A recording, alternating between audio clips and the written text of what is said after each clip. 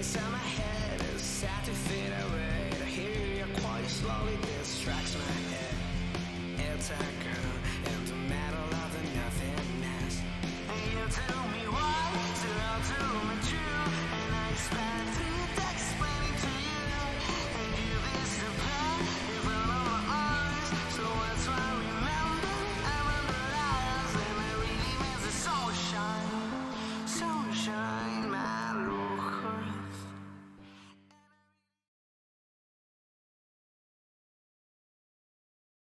Hello there, everyone. How you doing? Welcome to Weeknight Winters. Weeknight Winters. It's a Friday night, I think. Pretty sure. I hope it's Friday. I'm packing for a flight tomorrow. You guys will see that I don't have my camera on because I'm too tired. I can't be bothered. I don't want the stress of a camera. So I've given you Kitty Lion or Lion Kitty instead. That might be my weeknight avatar for when I don't feel like turning on my camera, which generally after about 4 o'clock in the afternoon, I'm pretty loath to turn on my camera. But hello to people in the chat. So thank you for coming by.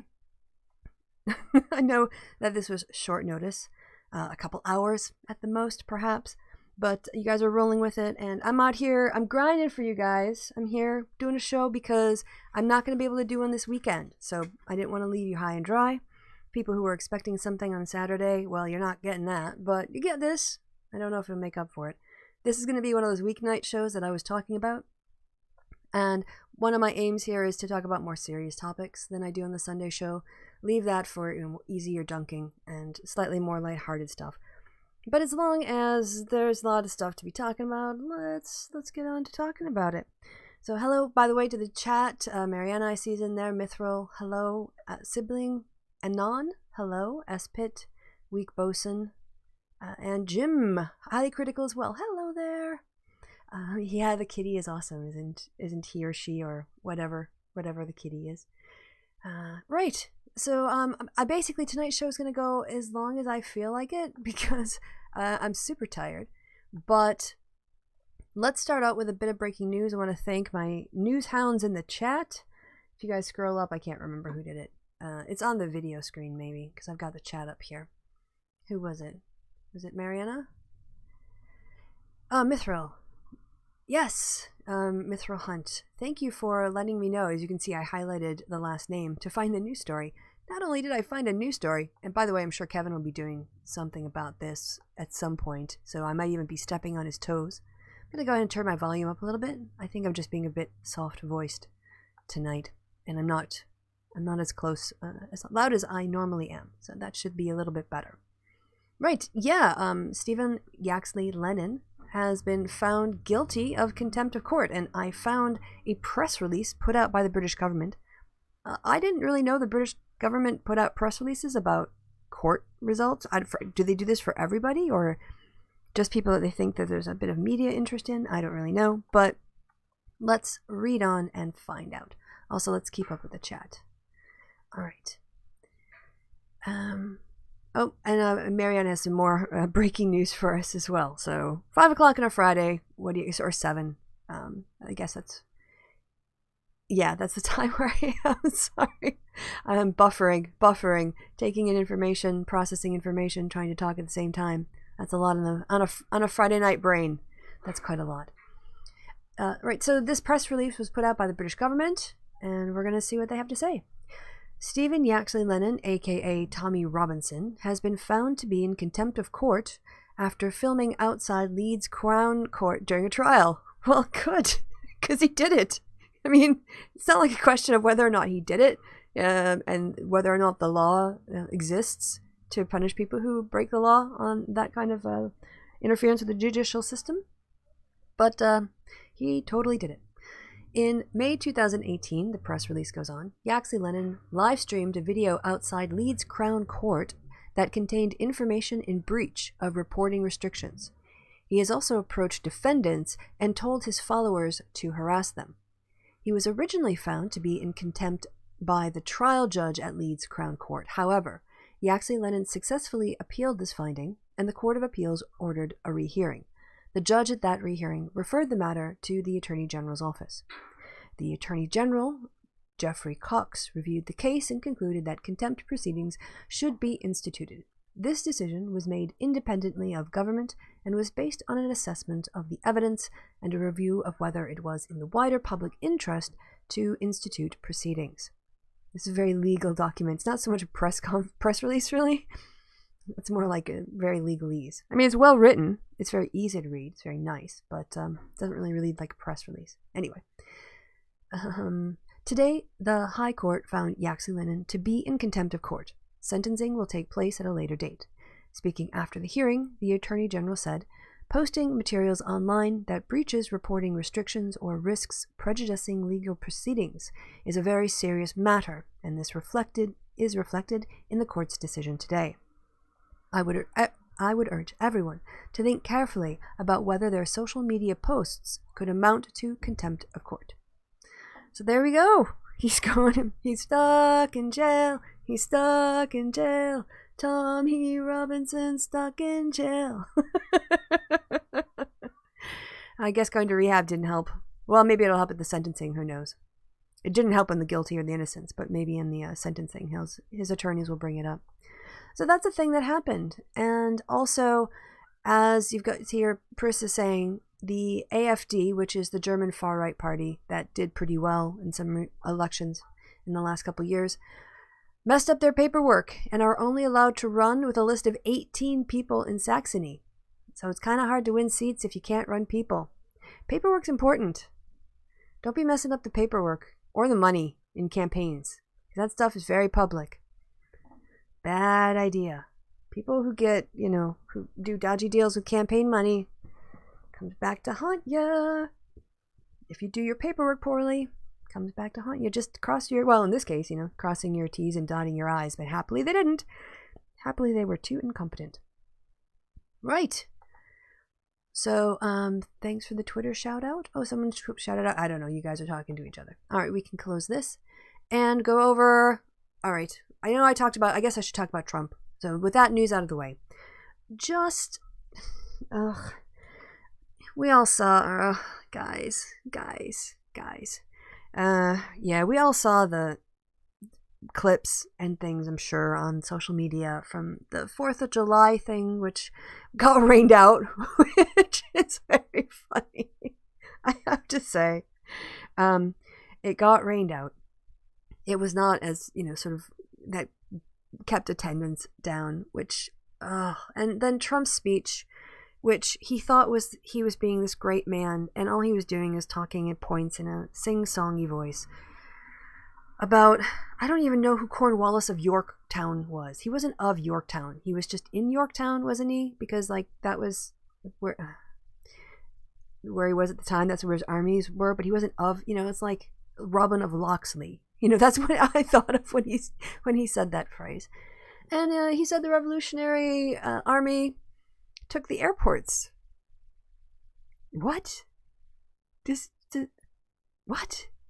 Just, and, it just makes you wonder if the guy is mentally all there, or whether he just has slid by his entire life being this ignorant of basic facts of life and history and government and business, and he's just yelled at lawyers to get him out of trouble.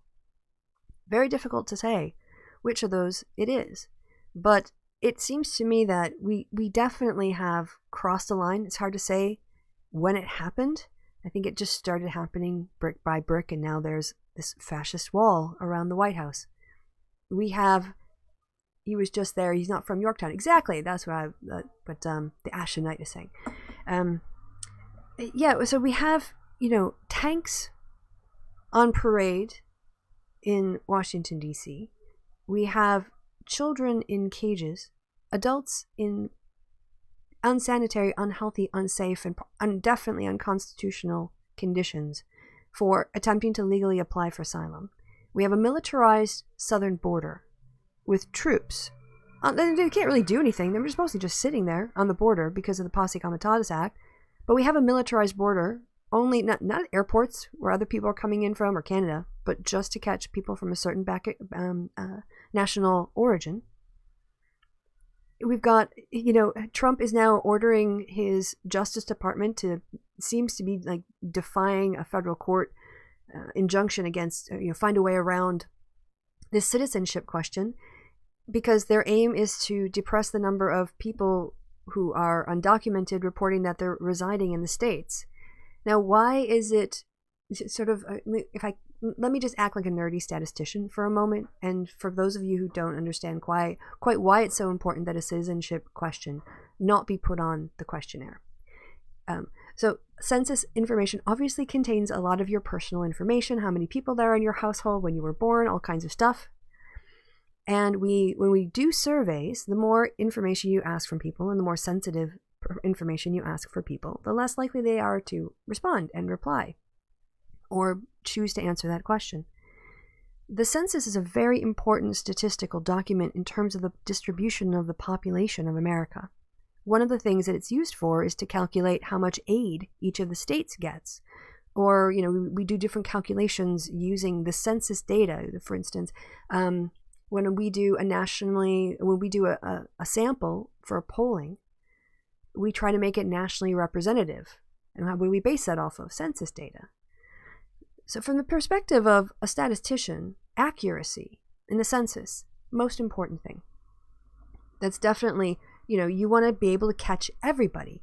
And that means thinking really hard about types of populations that are harder to reach and harder to count, like people who are homeless, or people who move, are sort of drifting from city to city. Maybe they're homeless, maybe they're just moving around, whatever, like people who just live free, and also people who are undocumented.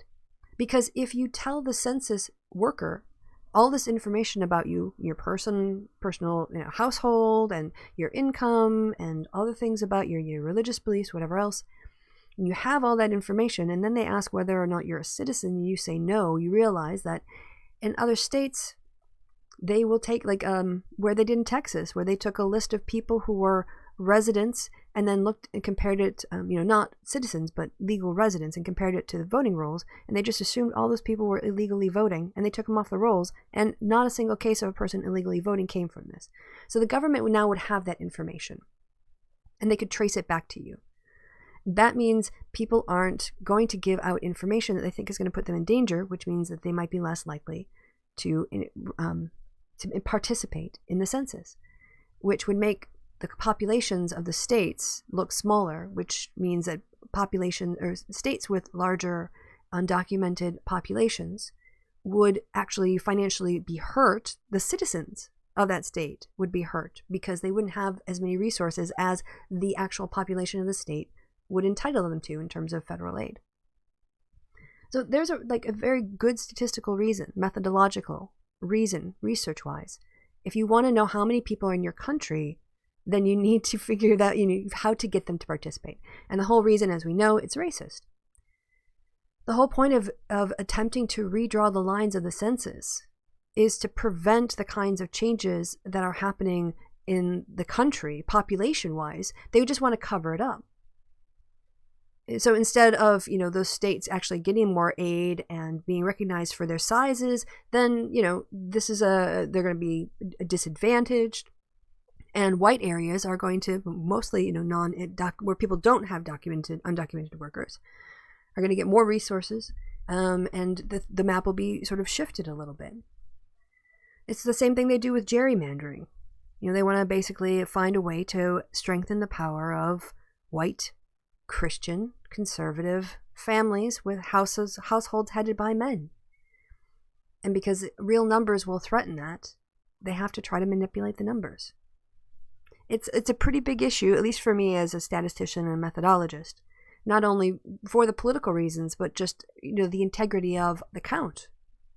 Politics should not enter into what is a head count. Every head in the state, every head person that is on the soil and living there, working there, doing their thing, needs to be counted, is my take. How did I get here? Oh, right, fascism, right? So another distortion of the map, another example that the White House is being run by somebody who is a dictator, who's authoritarian, and who has white supremacist fascist tendencies. And yet it feels like, right, nothing's, like, people aren't in the streets.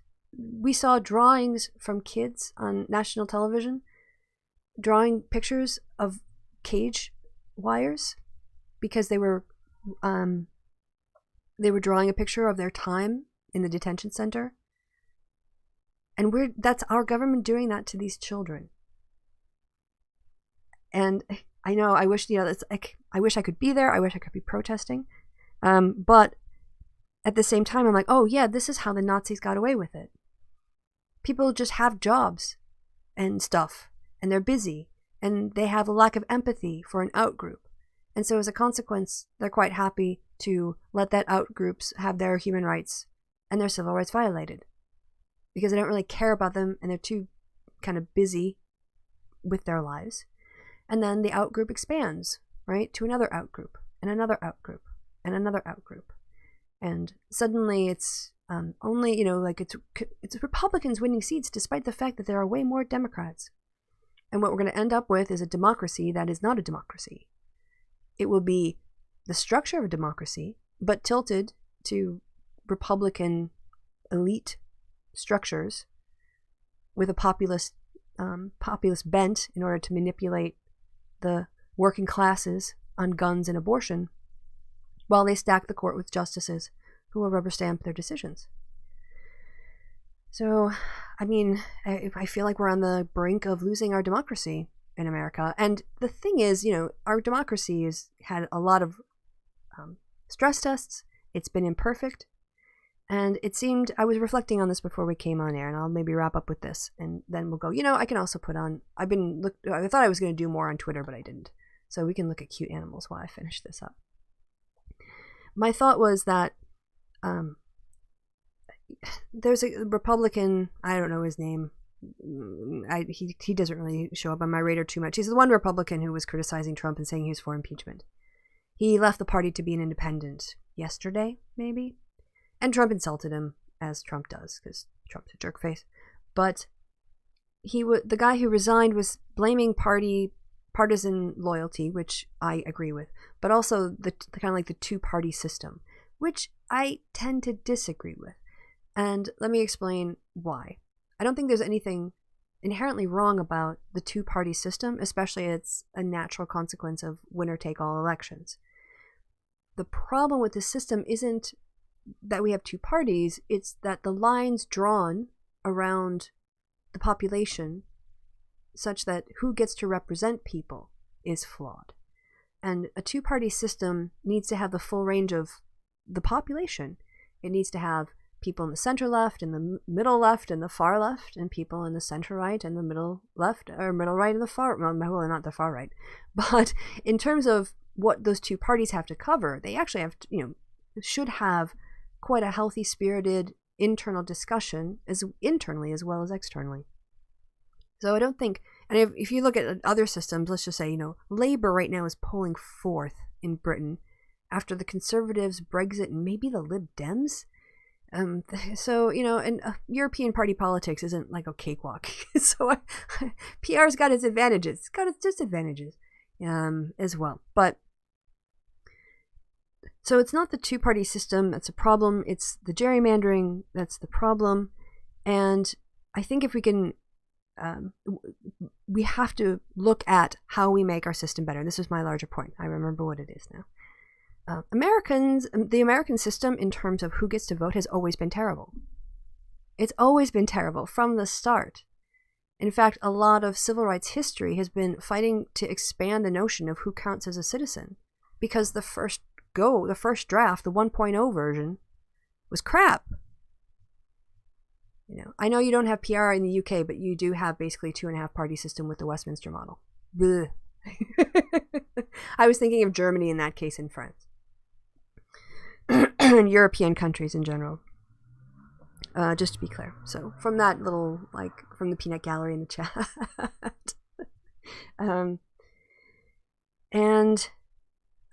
What was my larger point now again? Dang it, guys, you interrupted my flow. I shouldn't look at the chat when I'm talking. Dang it, it's gone now. I think I had a good point. Hopefully I've made it mostly. Direct democracy, true democracy. You guys help me out remember what I was talking about. Nah. Oh, wow, that's embarrassing. I really need to not look at the chat. That really threw me off my game and my flow. But, going forward, protecting the vote is going to be key. Fighting gerrymandering is going to be key. Bringing new people into the voting process. The thing we don't talk about really, I don't hear at least anyway, about how to get Trump out, is engaging the 40% of the population who doesn't vote. We don't have to just play on the level and the playing field of people who already turned out. And of course, Republicans are going to make that harder too. But because I think we have the numbers, it's going to require us to do more. If we don't want our government to be lost to fascism, this next election might be one of our last stands. And it will also depend a lot on, and I will be honest, that whether or not the Republican Party will become a Republican Party again, or whether or not it will become a cult of personality for the Trump family. At this point, I can't say what I think is going to happen. I really don't. Will people still follow Trump, even if he's, voted out of office? Yikes. Right. Dang it. I wish I could remember what I'm going to have to go back and listen to myself and try to remember my point. But speaking of remembering things, I was coughing and spluttering a lot in the last show, and I couldn't figure out why on air. And then after I went off air, I realized it was because I had a bit of a Bloody Mary, not with vodka. Actually, it was a Virgin Mary before I came on air, and I had a lot of Tabasco in it, and that's I think why my nose kept running. So sorry about that. I have corrected that error tonight by not having a Bloody Mary or a Virgin Mary or any Tabasco-based or flavored things at all. All right, so that was Trump and his stupid parade, the rise to fascism, and some of my thoughts on that. Again, sorry for getting distracted. I'm just going to have to close my eyes these times and not look at the chat to make sure that doesn't happen again. My brain is too tired for me to keep multiple lines of tangents going at the same time. Then I think we'll do some twittering, and then I'll talk about Shoe0nHead just at the end of the show, because she's not that important to me, really. It was the two things I knew I was going to talk about, and I didn't. When I do a bookmark show, I don't really know always what I'm going to cover, or I can't list all the bookmarks. And if I just put bookmarks in the thumbnail or in the title, nobody will know what that means. So, by the way, why don't I check the chat a little bit before we start? So, hello, chat. What's so offensive about military parades? France has them. The tradition in the United States is very much that the military is meant to be under the civilian command and civilian control. We occasionally have elected military people to office, but they don't take office as their military rank. They take office as sort of president, and they don't act as a military leader in that same way of, commanding the army internally, as well as leading foreign policy. And so for Americans to see tanks rolling down the streets, it's quite shocking. For us, our cultural framework for seeing videos of tanks and, soldiers parading is North Korea, is China, is Soviet Russia. And that whole association of, that military structure, military power being the basis of government, whereas I think Americans in the past have had an ideal, some of them, of it being a country of civilians who are protected by the military. And so it's quite unusual for us to see that. And also, Trump is kind of doing a bit of stolen valor insofar as he is trying to stand next to men who served when he hasn't. And he wants to take that shine and that credit in his role, which he was, he got by false means rather than by earning it, like the men and women around him. So, yeah. If they got the question on the census, will it mean people who do my kind of job will have to stop using census data and research? No, what will probably happen is statisticians would run models of populations based on what we thought was the reduction in response rates. So what would probably happen is there would be the census data, and then there would be the, how would I put this? I think, I don't know if it's a Monte Carlo simulation or whatever of what they run, but they would do sort of probability models to say, okay, what we think, maybe we increase this population in the responses by 3%. to make up for non-responses, perhaps. I think that that might be a way they could try to get around it, but those wouldn't be official numbers, and they wouldn't be real data. They would be estimates based on prior knowledge of how response rates go down. So we wouldn't stop using them. It would just be it would be less reliable. I mean, it's already flawed now. Like, it's pretty hard to get everybody who lives in, or information on everyone who lives in the country. So it's already a very tall order, but it would just be less reliable. Oh, Social Justice Academy is going to go on. You guys check it out. There's a link from some random geek in the chat. Ton Cryer, how you doing? Isn't tanks going down U.S. streets against the Constitution or the idea of the Third Amendment? Well, one of the things we have in the States is, I mentioned it before, it's the Posse Comitatus Act. And I remember hearing about the Posse Comitatus growing up. They were like some far-right John Birch weirdos or whatever. But in this case, it's about how the U.S. military can operate on U.S. soil. And this actually comes back to my earlier point about troops on the border, and why putting troops on the border is really dumb. Okay, let me go down here. The purpose of the Posse Comitatus Act, it was in concert with the Insurrection Act of 1807 to limit the powers of the federal government in using federal military personnel to enforce domestic policies within the United States. It was passed as an amendment to an Army appropriation bill following the end of Reconstruction, and was updated in 1956 and 1981. The act specifically only applies to the United States Army, and it was amended in 56 to include the United States Air Force, although the act does not explicitly mention the United States Navy and the United States Marine Corps. The Department of the Navy has prescribed regulations that are generally construed to give the act forth with respect to those services as well. So the U.S. government is not meant to be bringing out federal troops. The governors bring out the National Guard, as we saw, during the protests in the Vietnam War, very famously at Kent State.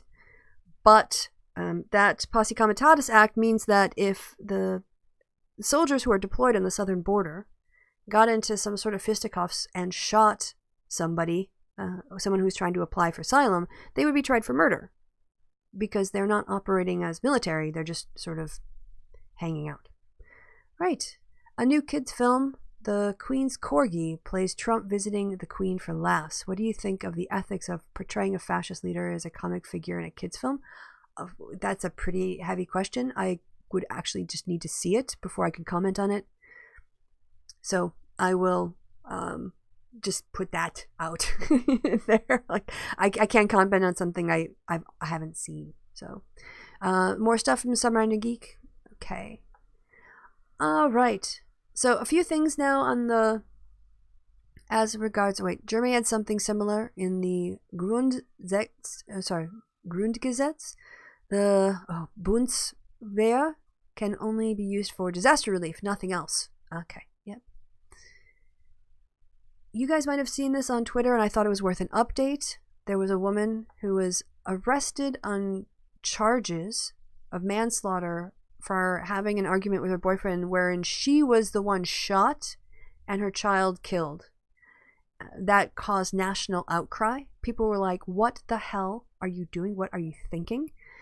The prosecutor in the case apparently had to just realize that was not a good move, and they dropped the charges. But that woman, what she's been through because of this, and being a black woman, sure, it was a lot to do with her status as well, those intersections of oppression when it comes to deciding, just charge her. And I'm so happy there was such a wide and forceful pushback from across the country. Right. Who else? We talked about the conditions in the last show. Oh, a little bit. I was going to bring this up to Kevin, so who knows if this is going to come up in a happy hour. But Free Chelsea Manning, the Twitter account here, is talking about Andy Ngo, and that their favorite aspect of his recent performance is how far he went to justify and deny the Proud Boys knocking someone unconscious and snapping the vertebrae of her neck right in front of him. The man is such an unrepentant thug as the groups he collaborates with. And there's Andy basically putting out the name of the woman.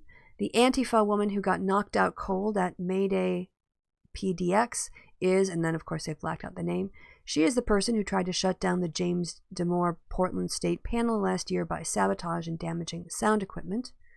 Yeah, okay. So people are angry, and so he doxed the woman who was victimized. I don't know if he sent out condolences and condemnations of violence before that. It's not included here. People are angry. I named the Antifa woman, and then he names her again, who got in a fight on May Day and was knocked out. She's a local activist. She's been in the media for violently sabotaging an event. How does one violently sabotage an event? All right. So, Andy. There we go. Just a little bit more information on him. Oh, and then he deleted some tweet. And then, he posted a tweet and deleted it. But that was more of a Kevin thing. So I'll go over this. Yeah, this also happened on Twitter. That 3 Arrows had their channel, well, first there was a video removed and then put back, and then their channel removed and then put back. Meanwhile, here's YouTube just banned a major Antifa channel, Tim Pool, calling 3 Arrows an Antifa channel. Tim Pool is a tool. He's such a tool. And he's a right-wing, basically, collaborator, if you want to say that. He's a water carrier. They still use that. That's kind of old-fashioned maybe now. I think you don't have water carriers so much. You've just got, like, bins of, or coolers of Gatorade. What is this? Oh, some jerk, a racist jerk, that Dave Fertwell went. I thought this was cool. The women's soccer jersey, the U.S. women's soccer jersey, that is Nike's best-selling soccer top ever. And, of course, outselling the men's, because that's the frame of reference, but that's really cool. Some spicy tweets, and then the June thing. Okay, so we might as well wrap this up. I've been going for, I'm tired, you guys, and I have to I'm getting on a plane at 7 o'clock tomorrow morning, and then I'll be flying back on Wednesday, and then I'm flying somewhere else on Saturday, and on Sunday, and on Monday. So I'm gonna be really tired. So this is only gonna be a half-hour deal. I love you guys, but I'm not going to full hour tonight. This came up on Twitter today, and it was Dusty Smith. And I thought that this was, it's just so typical. He writes, I was added to a private Twitter group of popular and semi-popular figures on the left that some consider an SJW chat. And the guy who created it just forbid everyone from talking negative about Shoe0nHead in it. Feel like I'm in crazy world.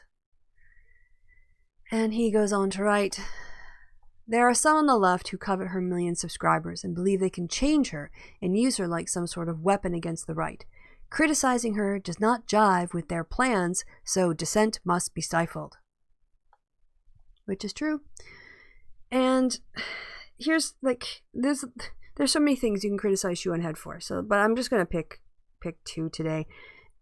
And it comes as a consequence of the very well-researched, well-presented video that Dusty Smith did, noting all the times that she was put out bad information. Like, I actually edited the video to have a bit of a, hook or a thing at the beginning to get your attention. Within the first minute, he's already debunked her claim that Andrea Dworkin wrote something about, having men on table, I don't know, something about, treating men terribly.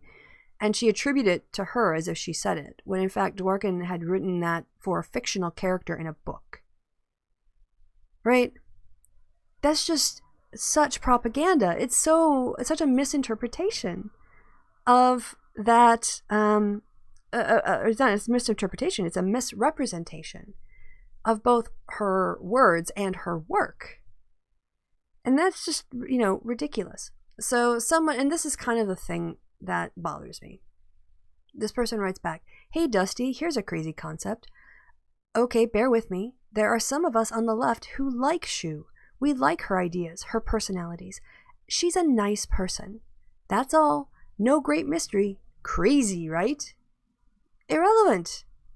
To calling her out, you can think she's nice and tell her that her stuff on the wage gap is really misleading. And it hurts women. And it hurts equality and egalitarianism. And when she puts out lies about feminists, she's hurting the women's movement. As a left person, you should care about women's equality. So someone's being nice doesn't cancel out that they're factually wrong. So Dusty writes back, I'm willing to 100% bet you've never seen my videos on the subject, which is why you have the opinion that you do. Because if you look at it, he lays it out factually, point by point. He brings up videos and shows the actual clips. He dragged her just through the factual mud in that hangout. And doing corrections is, I think, a moral obligation you have as a creator. It's irresponsible to put out bad information. And the other thing, too, is you don't do a correction on Twitter. And you don't do an apology on Twitter. You do it on the platform where people saw you. So I had, after the 2016 election, I did a whole video about eating humble pie and how the polling data was different from the result because I predicted a Clinton victory. And the other day, as you guys know, I messed up in my language. And at the top of the next happy hour, I addressed it with an apology. Been making an effort, trying to be better. So if you really think Shoe is a nice person, then you want her to be better. And she's not going to get better by everyone running to protect her and say, no, it's okay if she makes factual errors because she's nice. She's got a nice personality. But it doesn't make her right. It doesn't make the misinformation less harmful. So someone else jumps in. Who not the person I think they were replying to, but said, your videos are in no way unbiased opinions about Shoe. You are obsessed with her in a wrong way. Maybe obsessed with factual accuracy. And if she would just be factually accurate, she would get out of the way of that fryer. She wouldn't take any hits if she just got her facts straight and issued massive correction videos explaining where she got things wrong. But not like Rationality Rules, an actual correction video. And this person's like, have you watched them? And then this person's like, I see your Twitter account and Facebook rants. That's enough for me to know you're not someone unbiased. This is it. It's not, Dusty isn't being biased. He's not going on his emotions. He was presenting facts. Shoe's claim and then the facts. Proving her wrong. And what I wanted to kind of bring up, this notion of damseling, which isn't really a feminist concept. I kind of looked it up. But what I'm calling damseling here is this claim to, especially her being a cis woman, that somehow, especially if it's criticism coming from other women, that because I'm a feminist, my criticisms of her factual errors is illegitimate because I shouldn't be criticizing a woman. But they're the egalitarians? What? No. If you believe in egalitarianism, then you should hold everyone to the same factual standard. And June's information about, I just want to, I know I need to do a wage get video, but it's a really complicated topic and it takes a lot of time and you have to get all the recent data and it's a whole thing. But I want to try to explain something that maybe people don't quite get, especially people like June and those people that she's misinformed with her bad videos. Because we can understand the historical economic history of, say, childcare pay or hairstylist pay or nursing pay, and those occupations have historically been dominated by women and continue to be dominated by women. For instance, if we see that industries that are primarily employ women get paid less than men, we don't go, oh, see, it's, they're choosing to go in those industries. So even though they're getting paid less, it's their choice. No, we have to ask, what structurally is it about nursing that we devalue compared to doctors? And yeah, doctors have a specialty, but nurses provide a kind of level of care. Whether they're a man or a woman, it doesn't matter. That role is right up there front with the patient. Of course, that's an important role. Teachers the children are our future. Right? And so by buying into these things like, oh, women take less overtime. Well, women take less overtime because they're with the sick kids.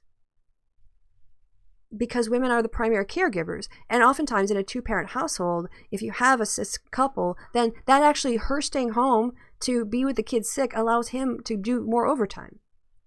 and not looking at the structures of why is it that men take more overtime and women take less. Maybe childcare is in there, and we have to address the structures of how we have paid sick leave and paid holiday, especially in the United States.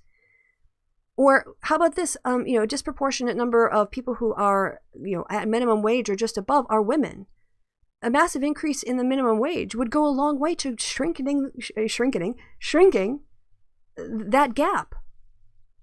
So by dismissing all of the reasons, so basically what they do is they identify all the causal factors that lead to women getting lower pay and just go, well, that's the way it is. And women choose those jobs. So of course, that's their choice. We don't have to question it beyond that. And that's where the problem comes in, because women's labor is undervalued. And the jobs that they are employed in do get less paid than they deserve. There's actually a study I saw, I have to go back to it, but women initially started out as computer programmers. If you have seen Hidden Numbers, you'll know that was very drudged work. It's very boring, very precise, but also very unglamorous. And so the men didn't want to do it, and they gave it to the women. But when computers began to be able to do those calculations faster, who knew the numbers? It was the women who had been doing the calculations before. And so they were the first programmers. They were the ones who could run and understand it. And then guys got really interested in it and were like, no, I want this job. And they pushed women out. And you know what happened? Wages went up. So it's not just that she's like getting things wrong. She's putting out bad information that are holding back our society. And you would think that people on the left would see that and understand it and understand the danger of it. And even if, you say, yeah, I disagree with her, but tell her when she's wrong. Don't defend her. Don't protect her from criticism when it's criticism about facts in her content. So the Damseling thing. Now Shoes blocked me ages ago. So, and I don't really care what she writes anyway. But in terms of how her fans react to criticism, it's basically stop being mean to June. Poor June, she's just delicate little June. She can't be responsible for the words that come out of her mouth. She's so nice. Why do you have to be so mean to June? Just leave her alone. She's not a damsel in distress. She's a person with 1 million subs on YouTube who can handle a bit of criticism when she gets her facts wrong. And so again, she gets a sort of a kid glove treatment by people from all political sides, from what I can see. And it seems to be, honestly, infantilizing, paternalistic, and based in a sort of manipulative sexism. And that's how I think she gets by with not being held accountable in the way that other people who acknowledge their errors do. By her friends on the left. Obviously, people on the right are not going to hold her to account. But you'd think your good friends would tell you when you're doing wrong things. And when it comes to, having an interaction with somebody, I still talk to V. And you know what I do with most of my conversation with V? I prove him wrong. Just the other day, he sent me some image of the left and right and showing a squiggly line how the Democrats are getting close to Stalin and the Republicans are staying center. And I just said, oh my gosh, where did you get this chart? Out of somebody's butt? And I went and got a copy of a New York Times article with a manifesto project that mapped out party manifesto, or in this case, Republican Party platform positions, mapped them on a left-right scale, and shows that the Republican Party in the United States has similar manifesto points to far-right parties in Europe. It's like, where did you get your data for your chart, V? Because here's where they got their data. And that's my conversations with V. So it's fine to talk to people and, interact. I think, if you can form some kind of personal understanding and do that, then yeah, as a leftist, you should be engaging in those situations where you feel like you want to, and standing up for facts and standing up for human rights and standing up for the people who are marginalized and calling out the right when they decide to use identity politics and all the bullshit that they do. So, I don't get that. I think June is going on 30 pretty soon. She's going to be 30 in a couple of years. I don't know what her age is, but she's definitely an adult. She doesn't need to be coddled. She doesn't need to be protected. What she needs, if you are a true egalitarian, is ask her to do correction videos on all, or do a response to Dusty's points admitting all the times that she messed up. That would be a really grown-up move.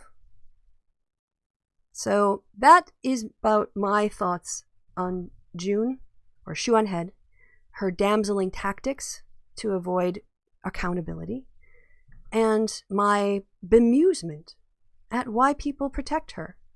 It just, like I said, it comes across to me as infantilizing and paternalistic, and basically a kind of what the honey badgers do in terms of using femininity as a way to protect yourself from criticisms from anyone who is actually interested in advancing women's rights and equality and restructuring things in our gendered society, reset them to be more equal. All right, I'm gonna take, what do we got to? 47 minutes. That's almost an hour, right? It would have been longer if I wouldn't have lost the thread of what I was talking about. It would be 5 minutes farther down the road. But before we go, I will take some stuff from the chat. I see some people like throwing some shade at June in the chat. I'm fine with that. No one's saying anything that's awful. They're just saying things that are true from what I've seen. No one's calling her names or insulting her or using any slur. They're just talking about, yeah, all the things that she does that tick you guys off. Fair enough. I mean, it's not like she's a private figure and we're going into her house. She puts these videos up. And believe me, no one has ever said to me, Christy, I'm not going to criticize you because you're a woman and I'm a woman. It's never stopped June from criticizing women on her channel. The fact that, you know, she's a woman and they are women. The argument doesn't seem to work in the opposite direction, which is very advantageous for her. All right. A pick-me woman, yes, she's very much using, and the thing about anti-feminists too, and this is one other point maybe I'll bring up that I was reflecting on before I went on air. Anti-feminist women often are anti-feminist women are often hyper-feminine. The best example of that, and sort of the patriarchal notion of feminine, not because I think feminine can be whatever you want. I think wearing bowling shoes and overalls can be feminine. It's about, you know, what you want it to be. But in, let's say, like a patriarchal sort of male gaze notion of femininity, the Madonna whore combo of femininity. Look at the women on Fox News. If you want to see how the right uses, you know, a dress code that requires skirts above the knee 12 months out of the year, right? And the hair and the makeup and the certain look of femininity.